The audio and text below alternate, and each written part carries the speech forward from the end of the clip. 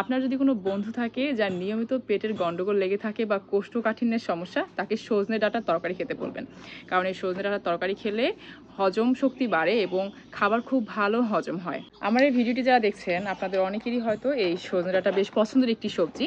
কারণ সজনে ডাঁটাতে রয়েছে প্রচুর পরিমাণে আয়রন, ক্যালসিয়াম, বিভিন্ন ধরনের ভিটামিন যা আমাদের শরীরের হাড় শক্ত করে এবং রোগ প্রতিরোধ ক্ষমতা বাড়ায়।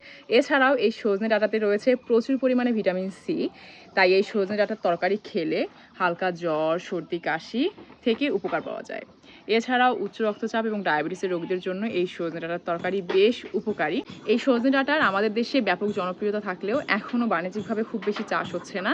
তাই ভারত থেকে এবছরও প্রচুর পরিমাণে এই সজনে ডাঁটা আমদানি করতে হয়েছে। তবে কৃষি গবেষণা ইনস্টিটিউট থেকে সজিনার 12 মাসে একটি জাত অবমুক্ত করা হয়েছে, যেটি 12 মাসই ফল দিতে সক্ষম। তাই যারা কৃষি উদ্যোক্তা ভাই রয়েছেন তারা এই জাতটি পরীক্ষামূলকভাবে চাষ করতে পারেন।